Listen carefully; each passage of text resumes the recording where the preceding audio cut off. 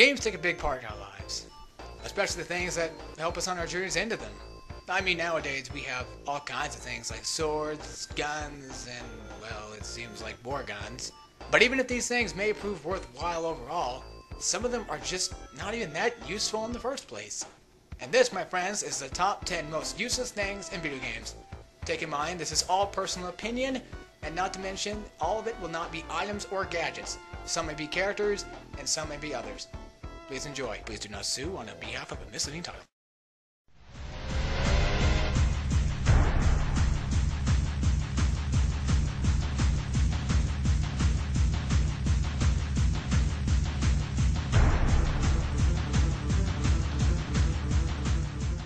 Okay. Let me get something straight here. I personally love Jak. I love all of them. I love the guns, I love the gameplay, I love everything about it. But seriously? I mean, come on, Jak and Daxter was an original platformer that was all about collecting objects on your journey. And then somewhere around the corner, it turned to a big old shoot 'em up. And yes, before anyone goes out about and says, "But here, Mickey, there was only one gun in Jak 2 and 3 called the Morph gun, and it had different mods that made it go this way. Yes, little Jimmy, I know. Either way you look at it, it's still a gun. It still shoots people, shoots things, shoots creatures, shoots whatever it wants. That doesn't excuse it for anything at all. Moving on.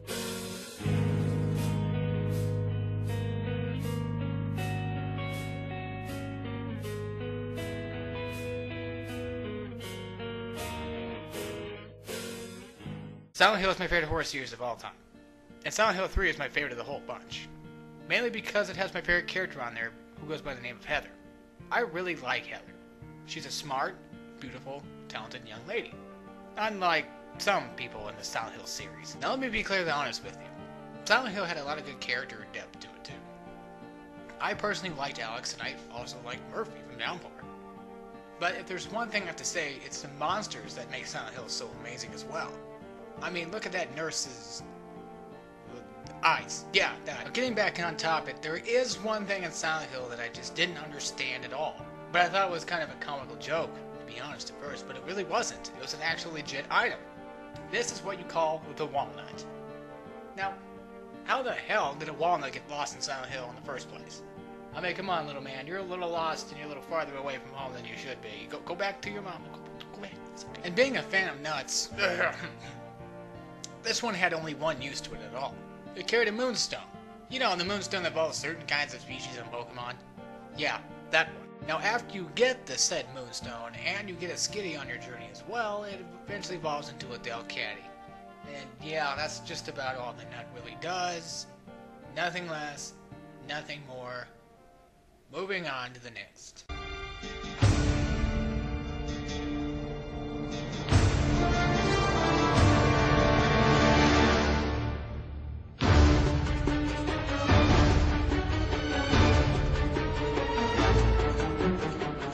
Oh man, am I going to enjoy bashing on this one. I've played all the Uncharted to date. Well, besides the PS Vita 1 Golden Abyss. Now, there was one thing that struck me a lot when I was playing Uncharted 2, and that was Chloe. Of course, Chloe didn't show up in Drake's Fortune, but she was there for Uncharted 2 Among Thieves, and Uncharted 3 Drake's Deception. I think I'm the only person that speaks for this, but I think that Chloe was only there for the only sex appeal to the game anyway. Not to mention, I've honestly had my eyes on Elena the whole time. And I think that Drake might have had his eyes on Sully. Yes, I know. She gets more of a personality development in Uncharted 3 instead of Uncharted 2 as well. But in Uncharted 2, she is usually the one to blame for all the problems anyways. I mean, she gets Drake shot, betrayed, and he even loses his student council election. I mean, do we all remember back in Borneo when you were planning all that C4 and at the end you go inside the little temple area and then out of nowhere here comes Flynn and then she's on his side? That's what I'm talking about. Oh man, I think I'm getting a little too carried away here. Alright, she really plays well of a good/bad guy in 2. But of course in 3 she's a little less annoying and she kind of is a little less out of the way as well. She kind of adds more room for different character development such as Cutter and, well, Elena and other characters that can process their way through. Even though she doesn't show up as much in 3 as much as, may say, Sully would have. But she is one character that everyone loves, but I just totally despise. And that's all my opinion. I promise.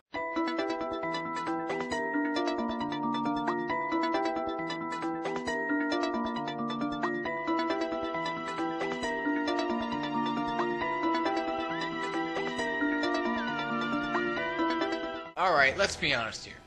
When we all play Ratchet and Clank, what are we really in it for anyway? The weapons, right? Every Ratchet and Clank has had a great arsenal of weapons. And they've also had gadgets here and there too. Of course, there have been some gadgets that have been really, really good, and others that just are seemingly stupid. Now with the use of gadgets, some of the time it has to be used for puzzles or maybe even to get across ledges itself. But there are a few, I would say honestly, that do kind of suck. No, kind of dead negative. First, there is a refractor. The refractor came in Ratchet and Clank Up Your Arsenal, and it reflects beams off lasers to open up other laser dilly wads that go around the level. Now, it's only used for about maybe 3 or 2 or so levels in the game anyways, and it can be used as a weapon. But other than that, it serves no purpose anyway. I mean, to be honest, couldn't we have at least gone in a little bit more depth with the refractor? It would have been a nice gadget to use overall, but then again, I guess it was only used in the third one anyway. Oh god, no, not this gadget, please, no. Ugh. Ladies and gentlemen, the Terminator. Ah, yes. It sounds like a horrible parody of the Terminator, only with temperature jokes. Alright, everyone. Chill. Okay, all bad Arnold jokes aside, this gadget first appeared in Ratchet Clank Going Commando. It was used to melt ice and to freeze water, so that you can do different various things, get across areas and stuff like that, that only Ratchet and Clank would let you do. But other than that, I just don't find it very useful. And that some of the gadgets, well, unlike the swing shot, for example, have appeared in most, if not all, of the Ratchet and Clanks. But some of these were probably more likely taken out for good reason.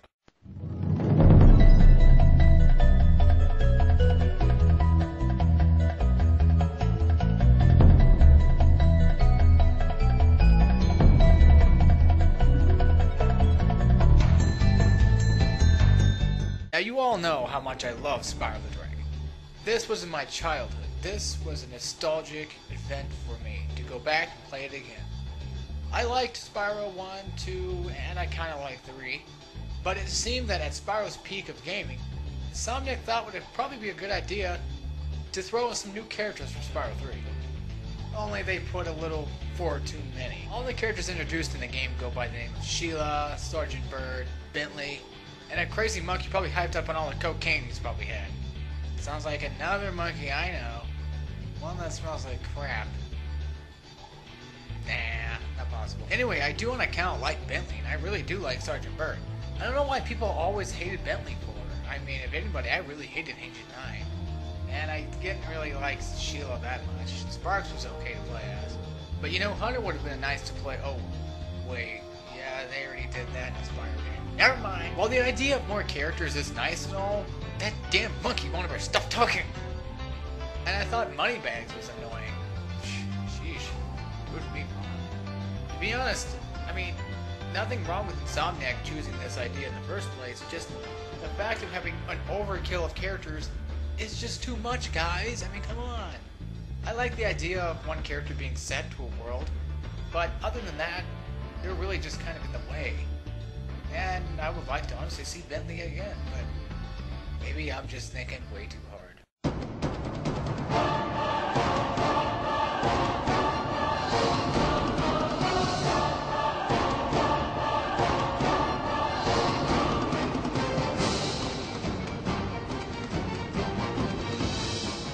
Alright, let me put a few things to rest here. I've always loved the God of War series. I loved it when it first came out in like 2005 or so. And not to mention, I liked God of War 3, but it made this list because of one reason only, as you can see already.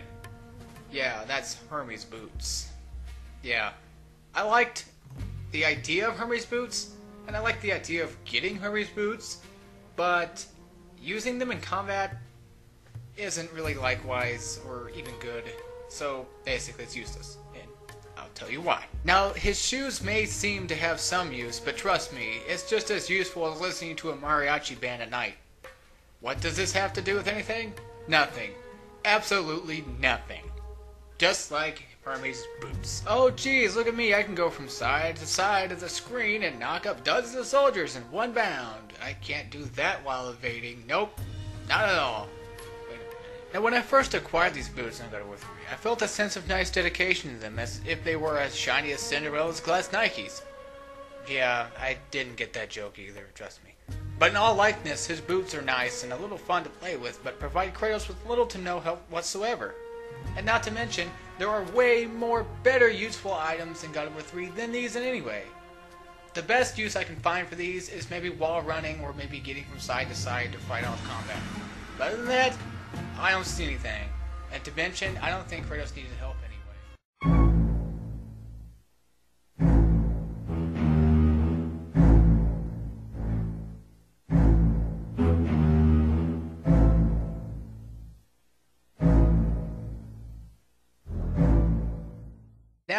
Now, why would I ever hate on my most loved Nintendo game of all time? Well, mostly it's probably the fact of the whole idea of the element base in the Luigis Mansion. Now let me get something straight. It was okay and it was good. There was water, fire, and ice, and they were all unique in their own way, but they just altogether had really no use besides what this game came with. And this, I'm gonna have to explain my reasoning why, aren't I? Let's get right into it then. Sure, the elements have use, but really the elemental advice of it? I mean, seriously. I can get ice, and I can get fire, and I can understand water's use. You know, fire for kind of blazing things, ice for freezing things, and water for, well, guess what? Watering things. It kind of does suck, to be honest. But to be fair, it at least has more use than diet water does. I mean, I even asked the Aztecs, and they even said it sucked. Now again, I will say that the elements do play nicely with the fact of the whole elemental triangle, again, that it associates with. But, don't get me wrong, water is a powerful element, but in a game like this, it's usually only good for effects, really. And not to mention planting things, like I said. Getting all the money from the plants and the trees and whatever. And again, taking out ghosts with fire is cool, but to be honest, in my opinion, I really see no use besides what game it came with.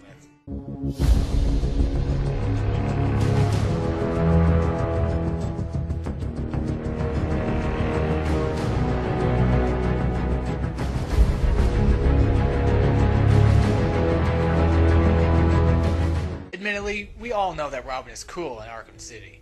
His gadgets range from a bullet shield to shurikens and even the most famous of them all, the all-purpose snap flash. Its only real purpose is to stealthily be placed on an enemy and knock only him down in the process. And Bob over here doesn't seem to notice at all, which is why it sucks to only have one snap flash in your inventory anyway. And it can only be placed on one person at a time. So yeah, useless. Right now maybe, if just maybe Robin would have carried a little more snaps in his pocket than filling up his pockets with birdseed the whole time, we wouldn't be having this problem now, would we? And you can all know who to blame for this one. Batman.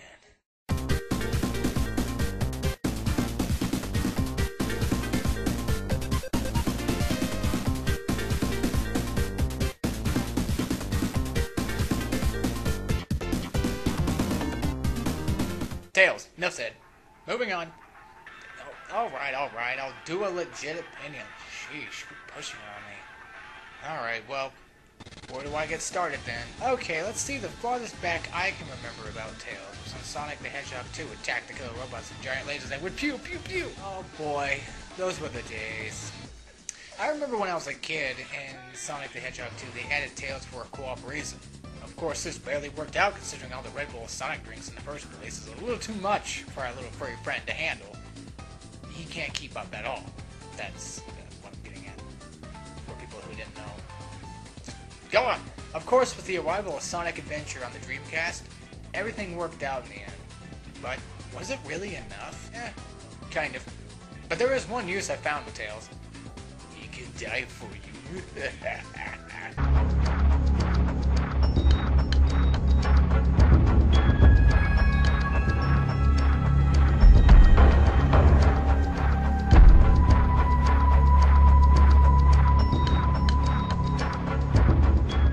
In the history of gaming, there have been little things that start off original. But then they gradually lose touch as more and more games do the same thing over and over and over again. One type in particular is escort missions. The games that were plagued were Jak, Resident Evil, and many other great games. But why are these the most useless? Why is this my number one? Well, let's look at it this way. First, you have to risk your own life to protect someone who usually is losing something in the process or is too damn lazy to do themselves. For example, Resident Evil 4 is a gigantic escort mission, with Leon having to take Ashley from whatever it was, President's daughter, blah blah blah, bullcrap like that, you know what I mean? It was so stupid. I mean, come on. Really? There's not much I can say about it, but they just suck. They just piss me off so much. And not to mention, they usually end in disaster anyway, so what's the point of doing them? And they also cause a lot of frustration for some casual to hardcore gamers out there.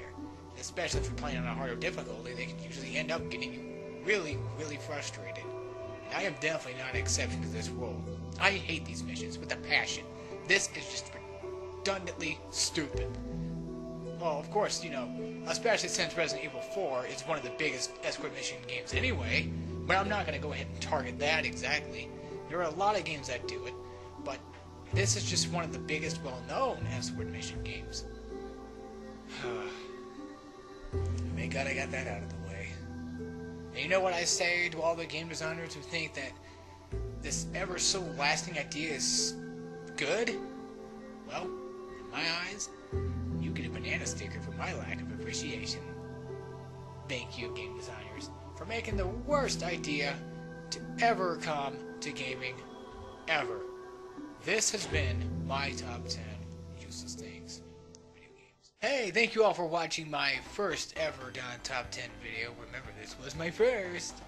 Not to mention, if you liked the video, please subscribe to my channel. It's not like I need it anyway, but if you just wanted to, go ahead. And if you liked the video, maybe leave a like. And if you thought it was stupid, maybe even dislike it or comment it. Whatever you want to do. Anyways, do you like Let's Plays? Go check out my Let's Play in the top right corner. That's my Wallace and Gromit Let's Play, and currently I'm doing. And not to mention, I'm probably going to try to do another Let's Play soon on the spot. And if you don't like Let's Plays and you want to go check out some gameplay commentaries, I have quite a bit over here. I got an Uncharted gameplay commentary in the top left corner for you. Just in case, if you like Uncharted, I give you some tips and tricks on how to play. You might learn something too. So yeah, go check those out if you want. Go do them. Click them real quick. It's okay. Maybe.